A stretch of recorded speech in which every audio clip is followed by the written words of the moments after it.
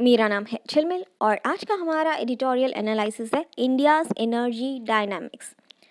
शुरुआत करने से पहले एक छोटी सी अनाउंसमेंट। मैं एक सर्टिफाइड साइकिक मीडियम और शैमनिक हीलर हूँ।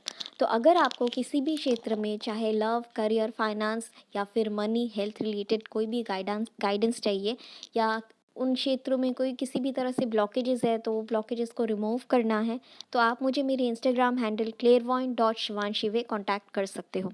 लिंक मैं डिस्क्रिप्शन पे डाल दूँगी।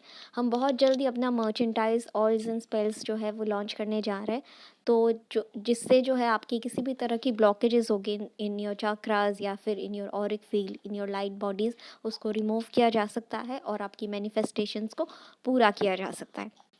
सो फॉर फर्दर क्वेरीज आप मुझे डीएम कर सकते हो मेरे इंस्टाग्राम हैंडल पे। So let's start. आज का हमारा मेंस का सवाल है, diversifying sources of energy generation is a keystone for energy India's energy security, explain.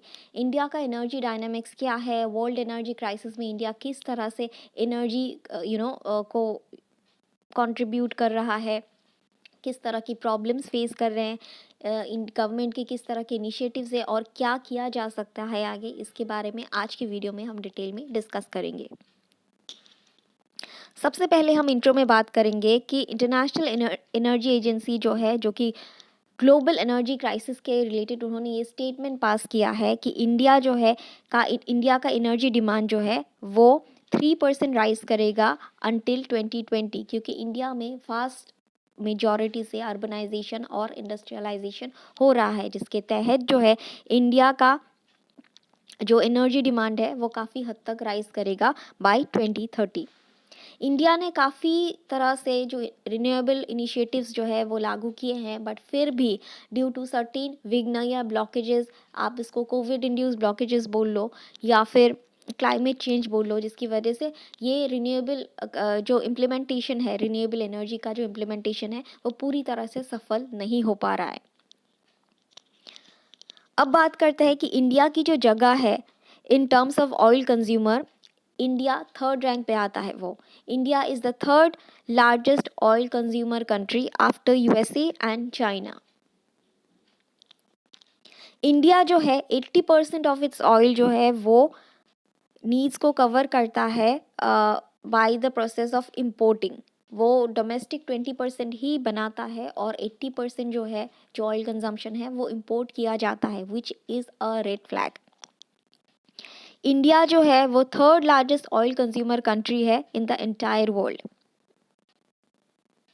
यहाँ पे ये भी बोला गया है कि इंडिया का जो एनर्जी कंजम्पशन है वो बढ़ेगा 4.5% every year for the next 25 years, which is again another red flag. ठीक है, क्योंकि बहुत सारी अर्बनाइजेशन, इंडस्ट्रियलाइजेशन हो रही है, जिसकी वजह से एनर्जी कंजम्पशन बहुत ज़्यादा हो रही है।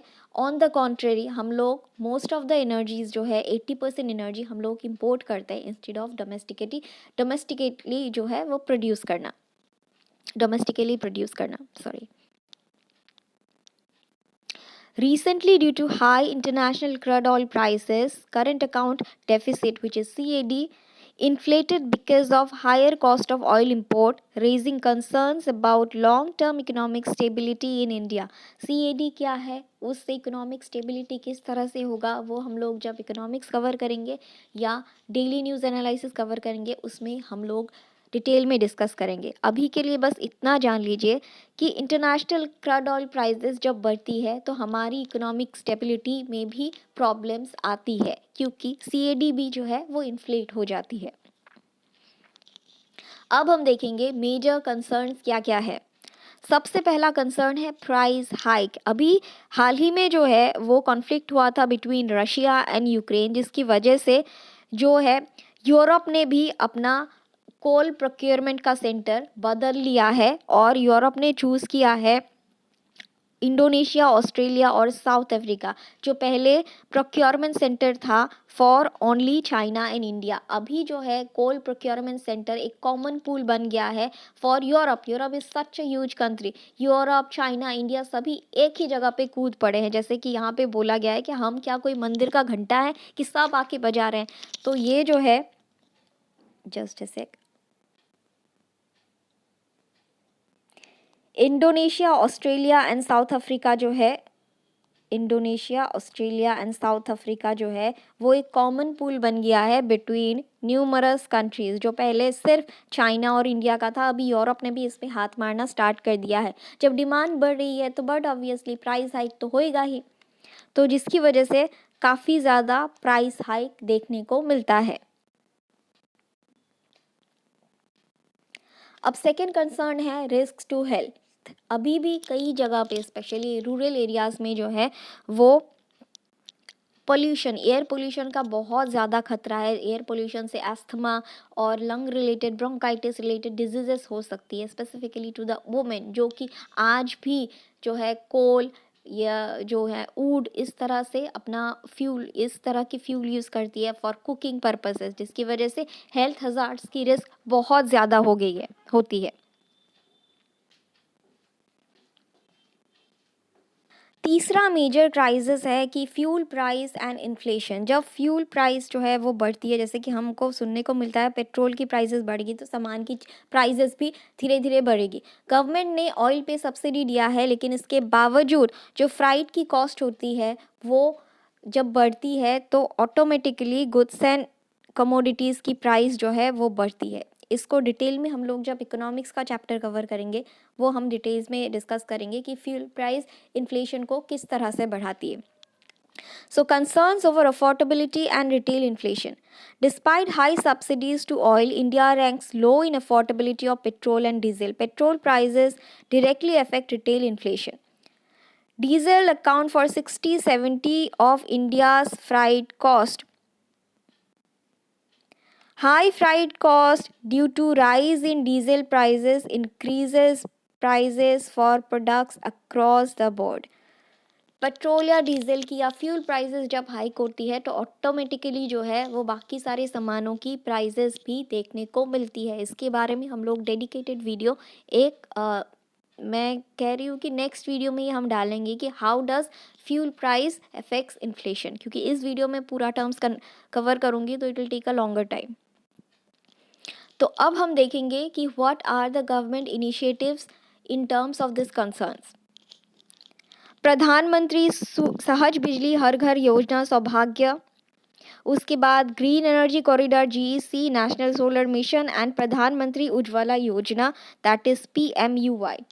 तो ये सारे कुछ इनिशिएटिव्स हैं जिसके तहत गवर्नमेंट ने रिन्यूएबल रिसोर्सेज को प्रमोट करने का किया है, लेकिन अभी कोशिश किया है, लेकिन अभी भी ये पूरी तरह से 100% सक्सेसफुल नहीं हो पाया because of this kind of concerns और because of certain types of obstructions like COVID induced lockdown, climate change और उसके बाद supply chain problems and all kind of thing.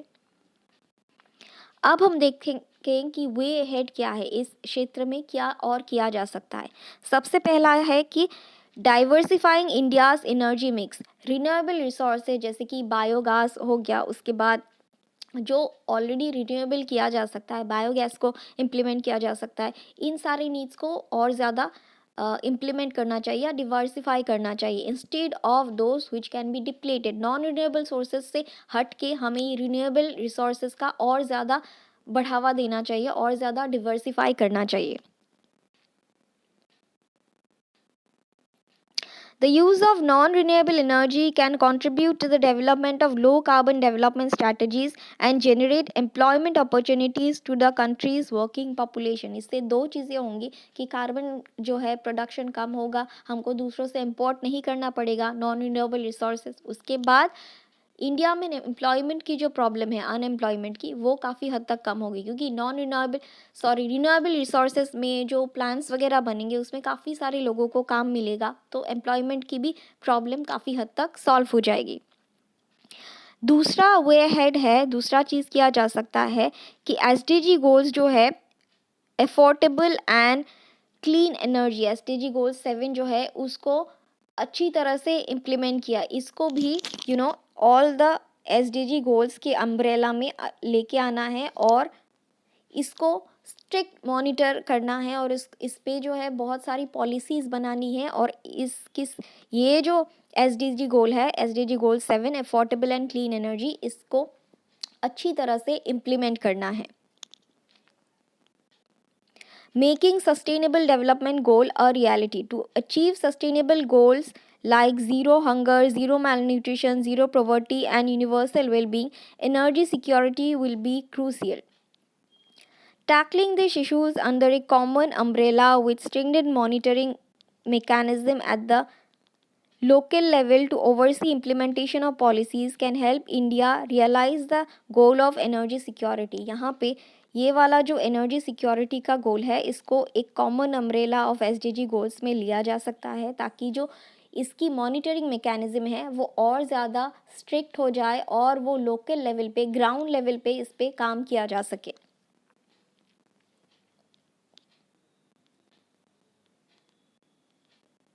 तीसरा है encouraging women empowerment.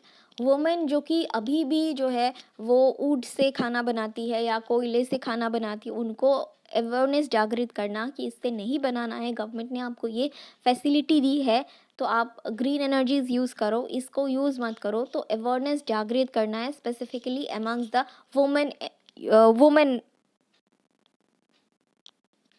Interlinking women empowerment with energy security. Promoting clear energy through women's empowerment and leadership could accelerate the transition of a low carbon economy and energy security. As a responsible mothers, wives, and daughters, women play a crucial role in social awareness of green energy transition. जैसे कि मैंने कहा women में जो है वो village level पे तरह से कैंप्स लगाया जा सकता है, अवेयरनेस कैंप्स, ताकि वुमेन को अवेयर किया जा सके कि अभी आप ट्रांजिशन फेज़ में चले जाओ और जो पुराने ज़माने से आ रहा है कि ऊड में खाना बनाना है जिससे हेल्थ हज़ार्ड होता है उससे ट्रांजिट करके आप सिलेंडर पे खाना बनाओ या रिन्यूएबल रिसोर्सेज. गवर्नमेंट ने जो भी पॉलिसीज़ इम्प्लीमेंट की है उसका फ़ायदा लो और अपने आप को चेंज करो, अपने आप को जागरूक करो. इस तरह से जो है विलेज लेवल पे या ग्राउंड लेवल पे अवेयरनेस कैंपेन जागृत लागू करना ज़रूरी है. तो यह है हमारे वीडियो का एंड. आज के लिए बस इतना ही. कल फिर मिलेंगे कुछ नए लेक्चर्स के साथ. Thank you.